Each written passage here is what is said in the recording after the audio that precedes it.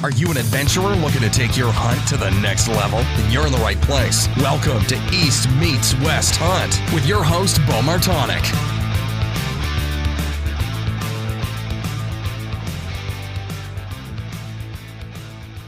Hey everyone, welcome back to another episode of the East Meets West Hunt podcast presented by Spartan Forge. On today's episode, it's going to be a little bit different one. It's a solo episode. It's just me going through recapping my rut hunts. But I'm going to start back in October talking through Pennsylvania. And I hadn't told the story yet on the podcast about my Pennsylvania buck that I shot on November 4th. So talking about the whole time leading up to it, some of the challenges that we experienced during this year's rut, and going through all of that, and then also kind of skipping Alberta since covered that last week, and going into West Virginia and the 4 days that I got to spend down there hunting during the rut, kind of going through the challenges that I faced there, some of the good things, some of the bad things, and just going through everything. So I want to explain it from how I saw it, some of those challenges I had, hopefully that I can help you during those things. But gun season's kicked off here in Pennsylvania, so I hope everyone that's been out has had a safe and successful hunt so far. I've not been out yet. I plan on trying to get out a little bit this week, but mostly scouting. I have Lee Ellis and Drew from Seek One are coming in to hunt with me here at the beginning of next week. So they're going to come in for 4 days and kind of get to teach them a little bit of the big woods hunting and see if we can get those guys on a couple of bucks. So that'll be fun. I'm excited to get those guys out in the woods and a little bit different terrain than they're used to. And I'm sure we'll be doing a little bit of hunting probably with Johnny Stewart. I think Bill Thompson from Spartan Forge might join us. It's going to be a fun deer camp experience, so I'm really looking forward to that. But I want to start off with the Mountain Buck Monday story of the week. And I apologize. So last week I messed up. I read a story that I had already read back in the summer, and I knew it sounded really familiar. And I went to post the photos and realized that I had already posted them, so I didn't repost them again. But I read the story twice now, so I apologize for that. It was a great story from Rocky Smith out of Alabama. But this week we got a new fresh one from Nicholas Kutska. Hopefully I pronounced that right, Nicholas, from Pennsylvania. And this is a short and sweet story, but a really cool one that I think embodies this time of year with the deer camp tradition. So Nicholas said, during the 2021 Pennsylvania gun season, 4 out of 7 in our group harvested a buck the first day of rifle season, with the camp as a whole observing 150 plus deer, 11 of which had antlers. Have been scouting the area of state forest with similar methods that you practice and talk about through the podcast. Going on my 3rd year of running cameras on beat up licking branches and heavy cover transitions, hoping to be able to get my first archery buck this coming year, which this archery season has passed already. I'm gonna have to follow up with Nicholas to see how he did, and hopefully that he was able to be successful. But some great bucks. You can see those over at East Meets West Hunt on Instagram or East Meets West Outdoors on Facebook. Really excited to be able to share that. Love sharing the Mountain Buck Monday stories. I have a pile of them that have come in recently, so if I haven't responded to them yet, I have them and I will. So I apologize for that, but send them in. The best place to do it is to my email, which is just Beau, B-E-A-U, at eastmeetswesthunt.com. So much easier for me to categorize them. Sometimes through Instagram, they get lost. Facebook, there's Go Wild. There's a million different places and messaging platforms out there. It's hard to keep track of all of it. Email is the most consistent way where I can organize them in a folder and then be able to go through them in the order that they came in. So I appreciate everyone sharing them. As a recap, the format for that is just a paragraph or so of the story of the hunt and some photos you would like to share. I love sharing these stories. It doesn't matter if it's public or private, just big woods mountain bucks are the stories that we want to share. So looking forward to sharing some more as we move forward here. So I'm going to be going back and forth and kind of looking at some notes that I have here because when I'm doing a solo episode, it's easy for me to start rambling and forget specific things. But I want to start off with recapping Pennsylvania. And so I came into Pennsylvania season a little bit late. I had been traveling, doing some other hunts, and I didn't get back to Pennsylvania until about October the 12th. So it was, a couple weeks into the season basically. And I felt way behind. I was gone all September hunting elk and then hunted whitetail in some different places, and I felt behind on my cameras, my scouting, and normally I like to be very prepared going into this time of year, and I wasn't. I had cameras out, but I just wasn't in a great place with it. So I felt a little bit of pressure to move on. Not pressure to get on a deer right away or anything, but just like pressure on myself to figure out what's going on in the woods. And the middle of October was a struggle. I felt like I was chasing my tail trying to find hot sign, and I just wasn't finding it. So I didn't sit in a tree more than once or twice until the last few days of October. I was just out scouting and still hunting and covering ground and trying to find bucks to hunt. But there's been a buck that I've been hunting for 3 years now, a buck that I've kind of talked about him a little bit on this podcast, and but I don't talk a lot about the specific deer that I'm hunting because there's people that listen to this that may run into me or see where I'm at. I just don't like to give a lot of detail on that. I don't share photos of the deer I'm hunting until after they're dead. But anyways, and I'll share more about this buck at the end of this podcast because there's something really interesting about that deer that just happened the last few days. But nonetheless, I was hunting this specific deer, but I'm also not all in on this deer. Like I'm checking different areas. I have, really 4 or 5 core areas, and actually I was kind of getting a little bit spread thin again this year. I've talked about it on the podcast before where I'll go in these spurts of where I'll start getting more areas that I want to hunt, and I start spreading myself too thin. And I know that I do this, and I know that it's a problem, but I can't help it. I love checking out different areas, and I love trying to find deer in these different spots. Well, I ended up with like 5 core areas, which I'd really like to have 3 and then have a couple of backups. But I was running, heavy cameras in all these 5 areas, and I was jumping around like crazy trying to find hot sign, and I wasn't finding it. And I started kind of hunting some of these different places here and there, and even in the end of October when they were, during the typical quote unquote scrape week, I wasn't finding what I would consider something that I wanted to sit over for multiple days. And I was finding okay sign, and there was deer there. It just wasn't what I was looking for. So I just kept bouncing around, and towards the end of October, I started getting into some good sign and some stuff worth hunting, and even into the beginning of November.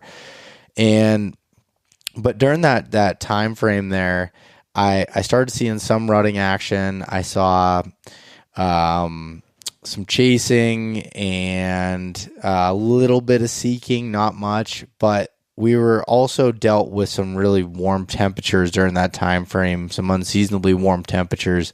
And I know from getting messages from a lot of you that you were struggling with that as well, and it's hard. And the one thing that I'll say is it's really easy for all of us to kind of use that as a crutch or an excuse and be like, this sucks, But I will say, like, if I were taking off a week of work and I had the ability to change that, then yeah, I would not hunt that warm weather if I had the choice to wait a week and hunt the colder weather. But it's the rut, and they're going to move, and I knew I just had to get in those locations, and I didn't want to start off by like I guess how do I want to put this, like basically going too hard on like, okay, I need to jump to creek bottoms, and I need to jump to north facing slopes and shaded areas because they're going to go there because the heat, because I didn't think, 70 degrees and 72 degrees, that's warm, but it's not so hot that they can't, be on the tops or be in some of these clear cuts. I mean, there's still water in these places and cover.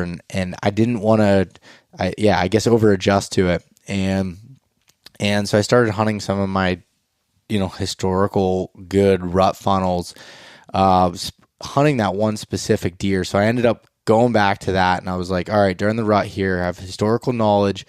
This spot that I was hunting was a side hill, so I did have a creek bottom down like kind of a stream that came up the side of the valley, and I'm making hand movements on the video so you'd be able to see it a little bit better, but it was hemlock covered, so it was shaded. And going back 2 years ago when we had some warm weather during the rut, I had a lot of action on my cameras on this side hill in some of this cover. And actually, even going back to October 30th, I ran into this big deer that I was hunting. I had him at 15 yards on the ground and ended up not getting a shot when he was chasing a doe. And other historical knowledge showed that does in this spot came into heat at that time. There was always rutting activity around Halloween. So I was hunting there, but I something just didn't feel right. I was in the tree and I wasn't getting, I wasn't seeing any deer. I was seeing fishers. I was seeing turkey. I actually saw a total of 4 fishers. I think, I know that there was only 2 different ones. There was, they were the same ones that were coming through a couple times, but I wasn't seeing any deer at all. So the one day about 1 o'clock, I decided to get out and check some of my cameras that I had, and I hadn't had a single deer picture in October, which is crazy. Like I wasn't worried about there being pictures of bucks because I knew they were going to come at any moment based on the historical data, but there was no does, and that's a problem. I wasn't bumping any does. I wasn't seeing any does. There had been some logging operations that had changed some things up in there, and also some increased hunting pressure in the surrounding spots. Nothing on the side hill where I was at, but something changed, and I really, to this point, I still don't have it nailed down what changed, but it was, to me, it was like, I can't sit here and wait for something to happen based off of this knowledge, even though I have the historical data. So that's where, like, you have this thing in your head. It's like, okay, do I, go off this historical knowledge, or do I go off of what is, right here in front of me? And at that point I had to make a change. So, but I knew the deer had to be in the area. And so I shifted some cameras around and kind of moved a little bit, but I didn't want to move the cameras completely because that information's really good for me next year, more so than even this year. So I was just kind of still hunting and moving and ended up moving down the ridge a little ways and finding a spot where I did find some hot scrapes and a really good funnel that I hadn't hunted before. But there was a clear cut on the top, a newer cut, about a year and a half to 2 years old, and with a lot of tops down, so it's not easy for them to walk through, and then a side hill with hemlocks, and then a creek bottom that was coming up. So going back to that spot, and there were some trails that just funneled down through some blowdowns that made them come through this section. I'm like, this is really good, and I still love that spot to the this date. But I sat there for 3 days, and I never saw a single deer. Never saw a single deer out of that. And, I guess it was day 2.5, which I was coming down to my last day to be able to hunt. And it was my last day to hunt in Pennsylvania before I was going to be leaving for Alberta the next day.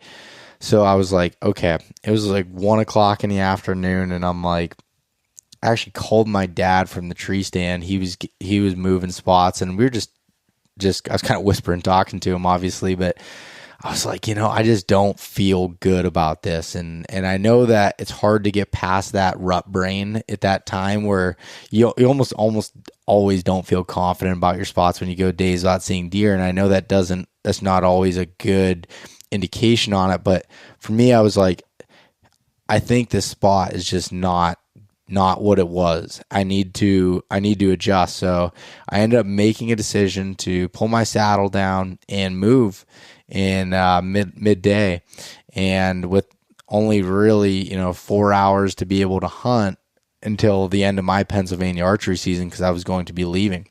And I got my truck and I drove and I went to a spot that I hadn't even personally, I hadn't been into this year at all. I've scouted it in the spring and stuff, but I hadn't been in there and hunted it all or been in there during the hunting season. But it's for 15 years, this spot has been good with a giant scrape in a creek bottom. So it's cooler down there, 73 degrees, 72 degrees, something like that. And I wouldn't say it was a traditional thermal hub where you got like a lot of points that run down, but it was kind of more of like a bowl where you have some valleys that are running down into this bottom. There's an opening there right next to the creek with a big hemlock with a giant, car hood size scrape there. And it's there every single year. And actually the one tree next to it used to be the main scrape 10 years ago, and that died and half fell over, and they moved to the next tree and made it there. So this spot is a place that you can hunt all year and not see a single deer. But during that first week in November, bucks travel all times of the day, kind of coming through that creek bottom, going from one area to another.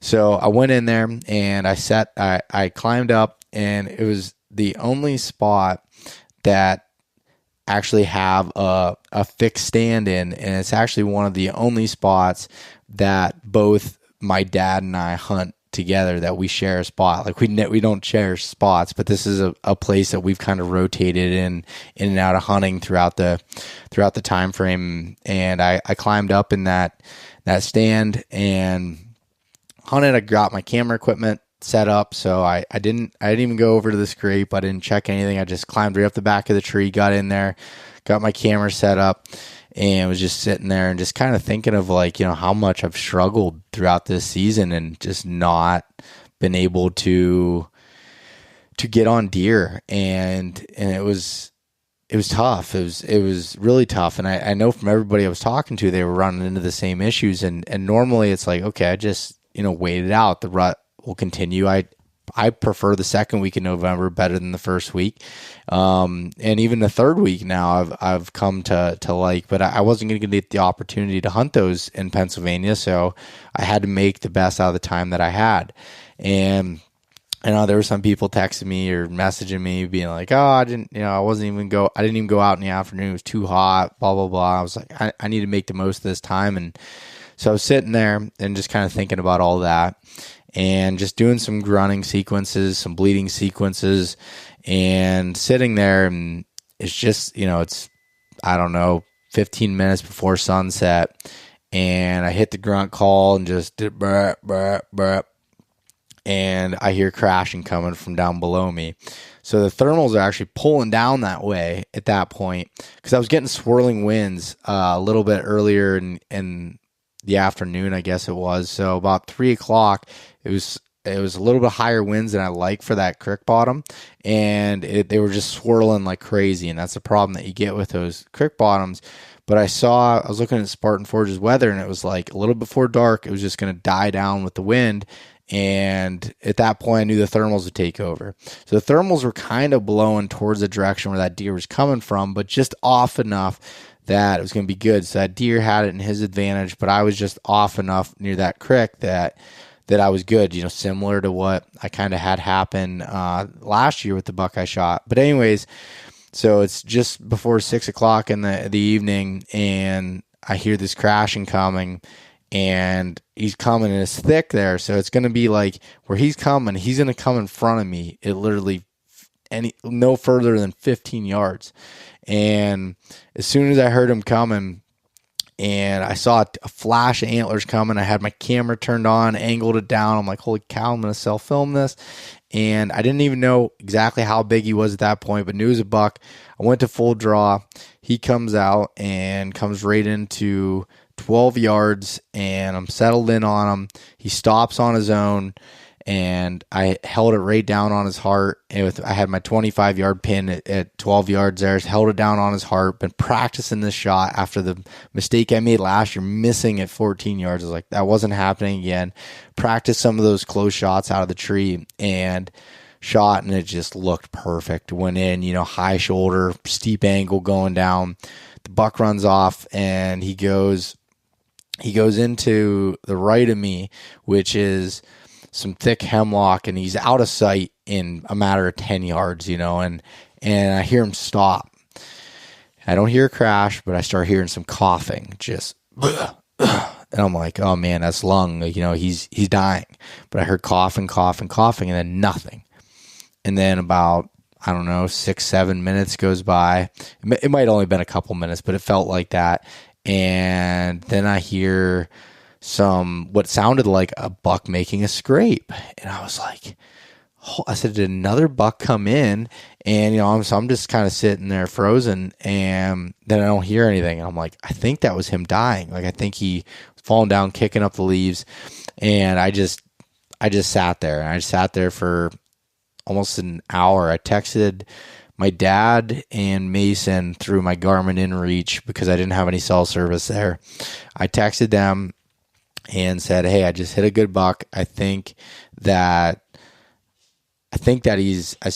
down, but I don't want to say that until I confirm. I said, I'm not even going to look. I said, I'm going to sneak down from this tree, and I'm going to go out to the truck and meet you guys because they offered to come in and help, and then I'll come back in and look. Well, I climbed down, I grabbed my arrow, and it's just coated in blood, and the iron will wide just crushed it through them. And I had a nocturnal that actually worked this time that was lit up, and so everything looked good. I went to review the footage because I was like, this will tell me a lot. And I had my camera angled just a little bit too high, and all I got is the tips of his antlers, me drawing back and shooting, but not the buck in frame. So I screwed that up, but it's a start. It's better than me not filming it at all like last year, so don't give me too much grief there.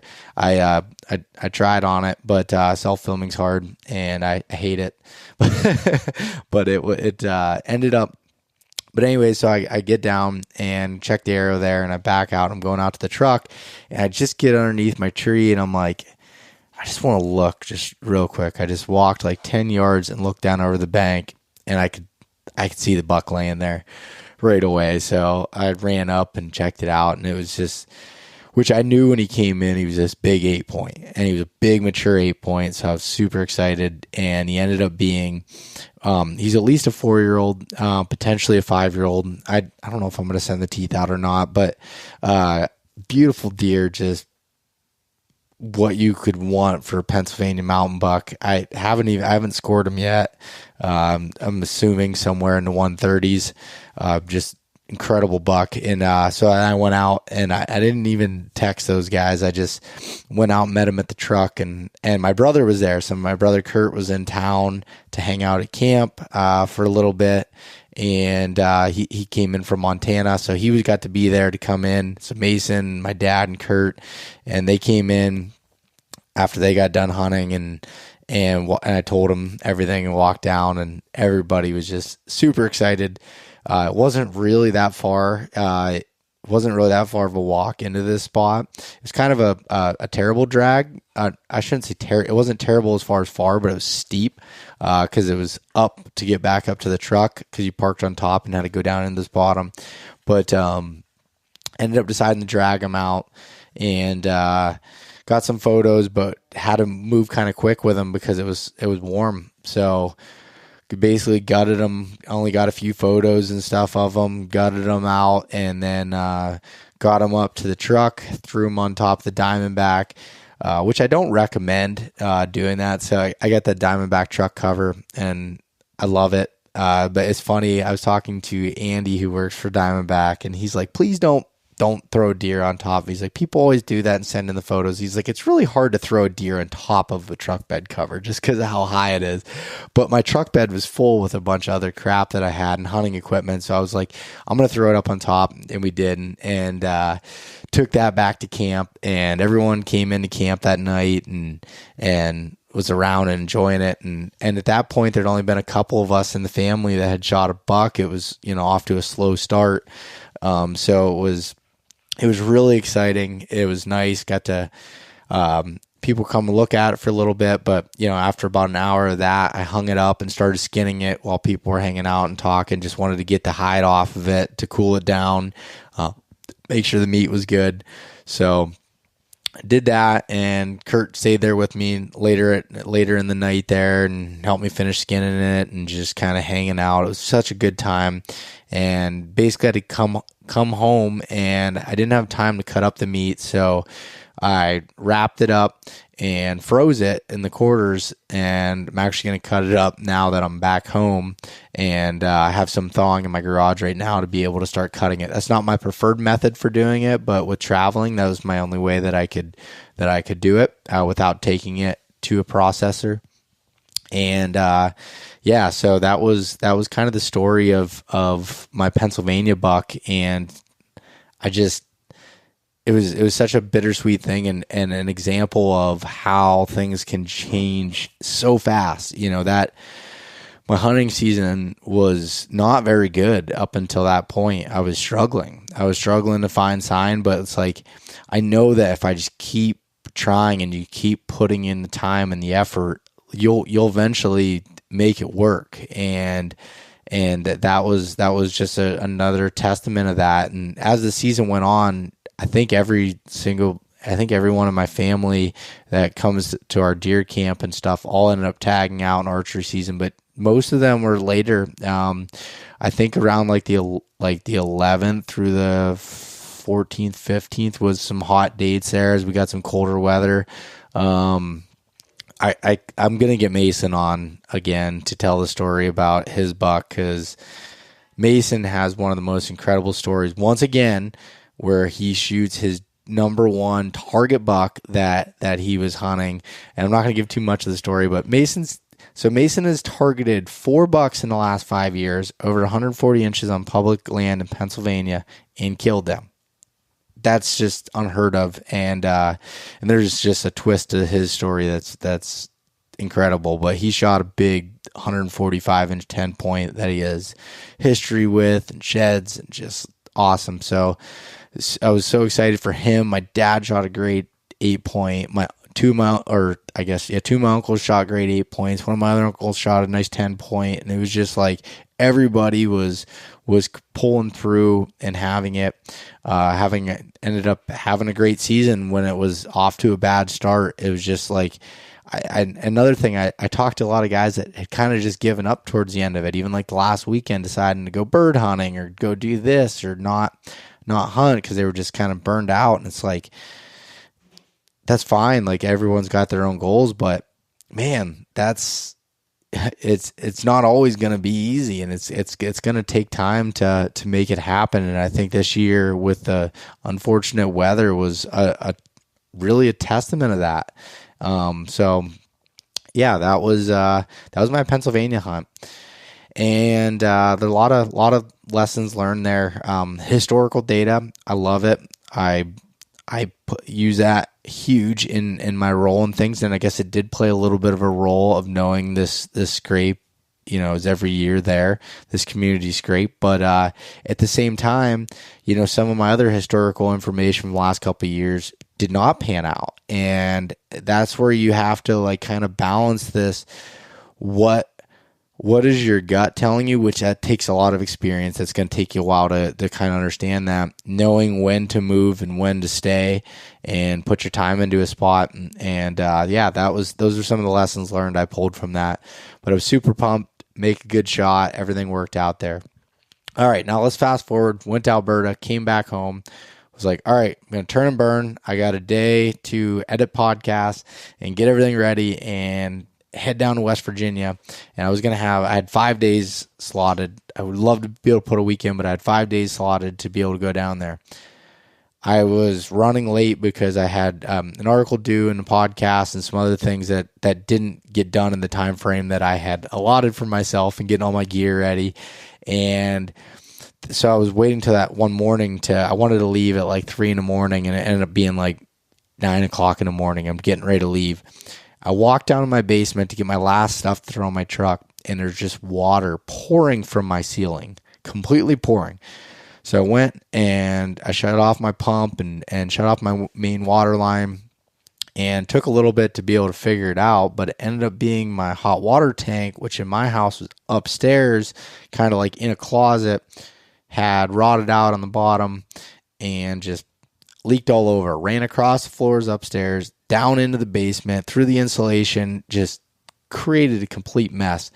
And luckily, I was able to get some help. Well, with me trying to leave there, I was able to call my dad, who, since he just killed his buck, was not hunting, and was able to come help me out, and got a new hot water tank, put that in, installed it in the basement instead of being upstairs. So if it does ever have a problem again, don't have to worry about it leaking all through the floors. But it was just an absolute mess. It ended up not causing as much damage as I originally thought, and didn't need the insurance company and everything. A little more information than you probably care to hear, but it ended up setting me back a whole day to leave for West Virginia. But this is where I made a mistake. Was I was like, okay, I got this done. I'm going to try to leave in the middle of the night. I tried taking a nap at like 7 o'clock at night, and I just couldn't. So I just laid there until about 11, and I was like, I'm going to drive all through the night to go down to West Virginia so I can be there to glass by first light. Well, I'm driving down, and I'm just wore out. I'm so tired from the whole day and then not sleeping, and apparently I can't do that like I used to. And I got down to probably about an hour away from where I was going, and I just couldn't go any longer, and I was starting to feel wore down, and I pulled over in a Walmart parking lot and took a nap, woke up, got some Chick-fil-A, and ended up getting into my hunting spot by like 10 in the morning. So not first light whatsoever. I had my Seek Outside courthouse, my wall tent. I set that up. I wasn't going to be able to meet up with Josh from the Untamed on this trip. He had some other obligations. So it's just going to be me solo hunting for this trip. And so I want to talk a little bit about this place in West Virginia where I'm hunting at. This will kind of set the stage for the rest of this story. So, I get down there, and I'm not hunting public ground down there. So I'm hunting coal mine country that we have leased out, essentially. So Josh worked in the coal industry for a while, and ended up getting this property to be able to basically get like 25 guys together and lease it, and to be able to hunt, and we can drive through the coal mines and stuff. So it's a little bit easier for access, which is great. But also you can kind of manage it for bigger deer, and, pass on deer that you would normally, be stupid to pass on some public areas. So I wanted to set the stage for that a little bit. Now, just because it's private doesn't mean there's not any pressure, doesn't mean it's any easier to hunt with the terrain and everything, but I wanted to make sure that was clear. But so once I got all that stuff set up, I was able to set up my wall tent up on this one ridge top, which wasn't really the smartest thing. I mean, I normally wouldn't do that out west, because when you set up a tent on top of a ridge, you're susceptible to wind. Even though that looks great, it looks cool in photos, but it's not great for wind. And I was like, well, it's West Virginia, how bad can it be? Well, it got some really bad winds, and that wasn't great. But the weather was going to be awesome as far as hunting goes.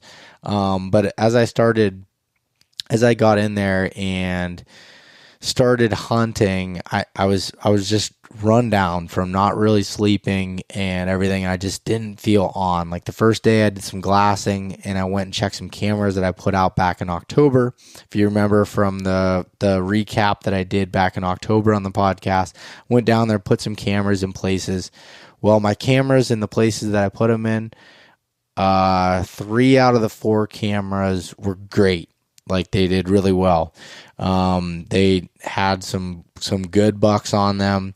They had some good bucks on them. Some of them in October, and places that had some acorns nearby that right after I'd left there that had come in daylight. So that was good information to learn. But the rut funnel spots were just starting to heat up. Like you could see there was some deer coming through there. In this one spot, if you watch, the Untamed did a video on it, and I'll probably release some version of it at some point. But I had found a topography, I guess, a topo hub. So there was 3 different ridges that met at one point. Okay, so there's one area where all these ridges combined, and it was super thick on that top from where they reclaimed the coal mines, and there's autumn olive bushes that were all through there, and this trail came through, and this giant scrape that I found under these bushes, and I just had an Exodus Lift 2 camera on that scrape, and I was like, the deer have to come through there. These side hills are so steep and so thick, they're not going to want to walk just on those hills for no reason. I just think that this is going to be a great funnel. I'm like, there's no spot to sit in a tree. I was just going to basically tuck up into one of those autumn olive bushes on a chair and sit there. And that was going to be my plan. And I just couldn't get myself to want to sit like I've been doing in Pennsylvania and everywhere else in a tree, or just sitting somewhere for a while. I wanted to spot and stalk like I did last year, which ended up kind of coming to bite me in the ass. I should have, went with my intuition there if I really wanted to kill a deer versus just having fun with it. So there's kind of that balance there because 3 out of the 4 days I was there, because, I got a day cut short. 3 out of the 4 days, a shooter buck came through that funnel in daylight. So after I checked the camera, there's 3 out of 4 days, shooter buck came through there. At the end of the trip, when I checked it, I was like, okay, yeah, I learned my lesson there. But I was heading in there the one day to hunt, actually. And so after the first day in glassing, I wasn't really seeing much. And I went down in the bottom of this valley field the next morning to sit in glass, but be in a position where I could actually make a move, because where I was glassing from was like a mile away, and by the time I'd see a deer, it was growing up so thick, I wouldn't be able to really put a stalk on him, especially by myself with no spotter there to help. It would basically help me guide me in. And I got closer, and I saw a coyote and a doe, and that was it. And I was like, all right, well, I'm going to go sit that funnel. So I still hunted, I guess, late morning there. I went out this ridge, dropped a camera on a side hill, like an old logging road that was just awesome. There was a big draw coming up. I found an old tree stand that was in there. And then I was like, all right, I'm heading back up to that funnel. So I drove back up to the top, and I parked my truck where I needed to go. And I still had probably about a little over a mile walk through some just thick, nasty stuff to get back up to this funnel. And a truck pulls up behind me, and there's 2 guys that get out of it. And one of them is a guy I met up there last year, Bucky. I actually took photos of him with a giant buck that he shot last year. And the other one was Kirk Price, that used to be with the Untamed and has his own channel now. So Kirk was there, and so I was talking to those guys. And I was like, what are you guys doing? Like, well, we're going in here to track a deer. And I was like, oh, no way. And I was like, I was just heading in your hunt. I said, let me give you a hand. And I was like, all right, instead of the evening going in and hunting, I'll help these guys out. And I asked Bucky, I said, what's the deer look like? Because he knew that he hit it through the guts. And he was like, he goes, it's a big 10-point with a kicker. And that was the buck that I had on my camera up there that I was going in to hunt. And this was just an old deer, just gnarly old deer. And I didn't know until after talking to these guys that, because this is really my first year hunting in there and running cameras and stuff, and that they have a lot of historical knowledge on this deer. The deer's been around he's probably 7 or 8 years old at least. And so we go up and start tracking them, and good blood the whole way down, and end up finding this deer. And he died right above where I was sitting in the morning. And so anyways, yeah, that he shot this just absolute beautiful, beautiful buck. He was even bigger in person than I would have thought from the trail camera photos. I mean, just heavy antler, dark chocolate rack, beautiful spot. And I helped him get it out there, and that was dark by that point at the end of the night. And so I never went into that funnel to go sit. Let's keep kind of coming back to that. And so I ended up that night going down to Bucky's house and getting a look at. He wanted to show me some of his mounts he had on the wall. And man, this guy's killed some just beautiful deer down in southern West Virginia, and just getting to hear the stories of it. I loved it. I'm gonna have to get him on the podcast to talk about some of these stories, because it's just awesome, and just fanatic with shed hunting and loving, chasing these deer. So next morning I get up and going in again. I'm just not feeling, I'm still not feeling right. Like, I'm not feeling rested and just feeling run down, and I'm just in a fog. And I ended up going up to sit, not the exact funnel that I was telling you about, but another spot that I had on that same ridge system. And I went up and I got up in there, and I had 4 Point come in and chase a doe right to me. I mean, like right, I don't know, 5 feet from me, and the buck's looking at me in the eyes and grunting at me. And it was such a cool experience. He's chasing her around all around me. I'm like, it's on. My camera's right there. It had a big 8 point on it, probably 140-inch 8 point on it. Before I got in there, he went through, and I'm like, geez, like, this is awesome. It's going to be on. And I ended up seeing some more does, no more bucks the rest of that day. I sat there all the way until dark, basically. And it was till dark. And then trying to find your way out of some of these spots. This is what I've learned too down there, is trying to find your way out in the dark, or your way in the dark, in some of that thick country with just like gnarly briars and autumn bushes. It is tough. It doesn't matter if you're using sport and forage with the track or anything. You're off by like 3 feet. Sometimes you're just into a wall of stuff that you can't get out of. So that was a struggle. So anyways, I get out that night, nothing. And the next morning I was just feeling really down. I'm like, okay, I'm definitely sick at this point. Like, I was just wore out. And I ended up going to a different part of the property where there was a younger valley fill, which is basically where they had reclaimed the coal mines, and for erosion control, they push all this stuff down in these valleys, and it creates these benches and these grasses. The deer are out feeding in it, creates a rut zone. So I went there and I glassed, and I found some good bucks. I found a nice 130-inch 8 point. And then what I saw was a really nice, I thought he was a 9 point at first, ended up being a 10 point. And he's bumping does all around. I'm getting to watch this. It's so cool. And I had stopped filming at this point. When I was sick, I just didn't feel like self-filming. I did get some video footage of all these deer out there, but it's not going to make for much of a video, if anything, from the West Virginia side of it. So I couldn't get myself to do it with feeling that just crappy. And it was, I don't know, probably 18 degrees that morning, and these bucks were running everywhere. But I couldn't get on this buck because he kept moving so much to put a stalk on him. But finally went over to this corner. So I went the whole way around.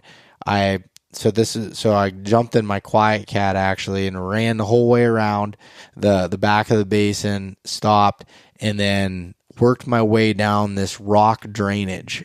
And I counted, he was 7 levels down below me, which ended up being 800 feet of elevation drop. So that's how far down he was in this steep country. I went down this rock drainage, got up, and I couldn't get out of it because it was so thick with these briars.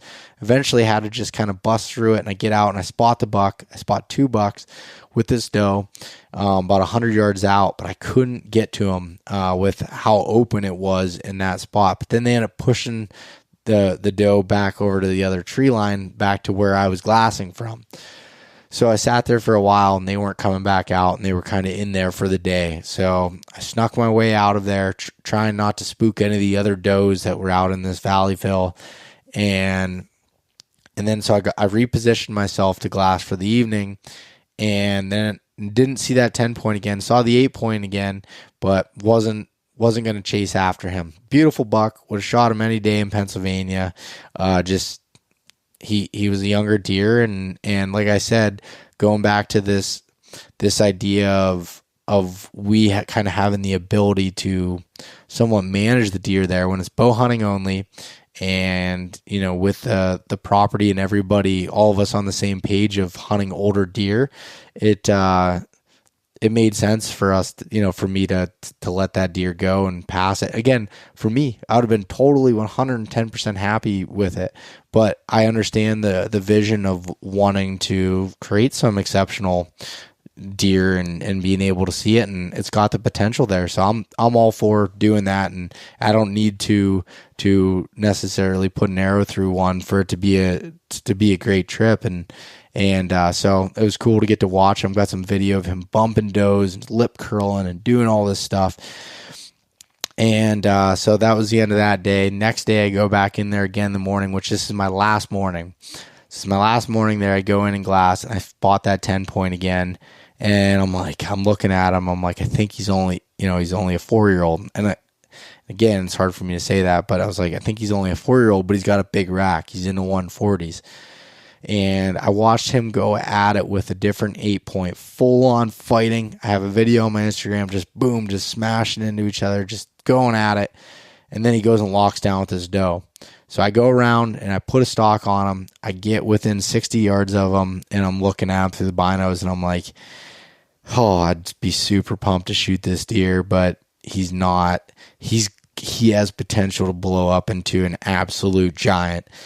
So I just sat there and watched him at about 60 yards away. He was, this doe kept trying to hide in this bush, and he's kind of playing around with her there. I mean, it would have been no problem to move into, I say no problem, anything could happen, but I think I could have got into bow range of them there, within 40 yards of them, no problem to be able to get a shot. And as I was putting that stock on, I walked past 2 other bucks, younger bucks that were pushing around does. I just hit the rut perfect. Like, it's not that this area is that incredible. I mean, it is really special, but I hit it right. And so I got to watch him do that, and I watched him just kind of, lock down with that doe, and I ended up backing out, going packing up camp and heading out. So that was my trip. I did have some bucks that on camera that I definitely would shoot.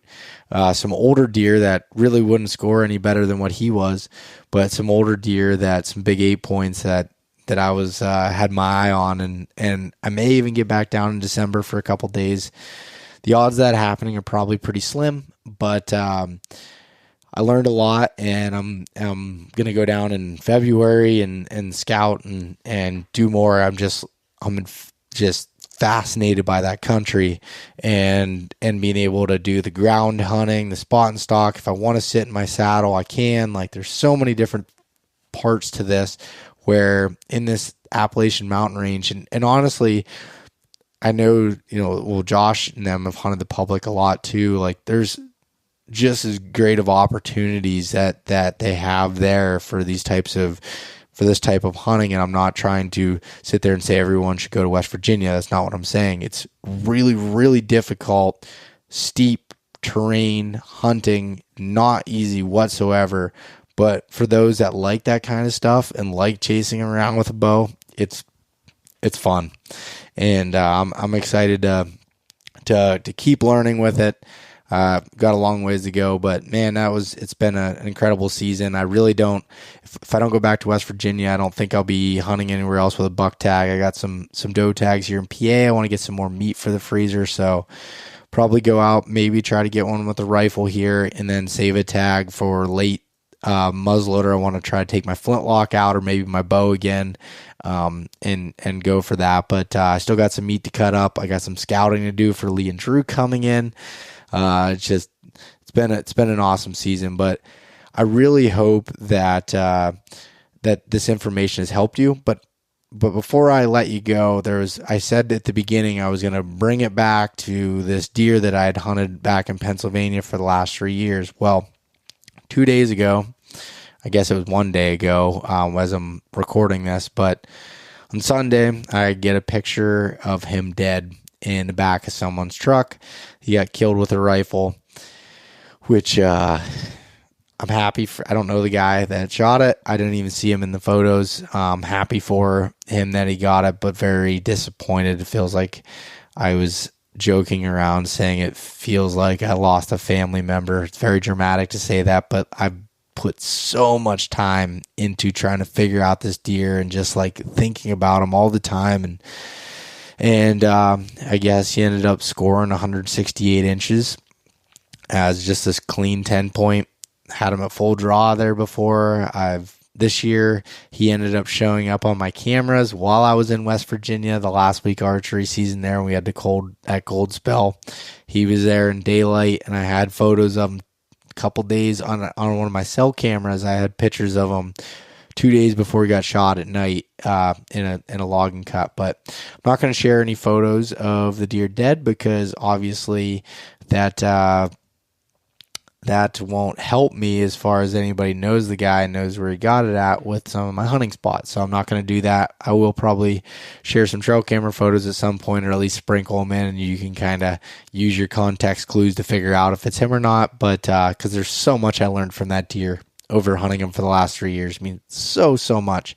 And I actually told my dad, I said, if I was going to kill that deer, I'd have to be hunting November 14th through the 16th. And sit all day in these spots, and he ended up coming in November 14th, right at first light, in one of those spots that he did the year before. Only he came in at like 2 o'clock in the afternoon the year before, but he ended up recirculating back to that area where I wasn't finding any deer. It was just later. So nonetheless, it was, it's an opportunity to find something else and start a new chapter and a new story with a different deer. But anyways, I hope that this podcast helped you out, or maybe gave you some sort of entertainment or something to learn from.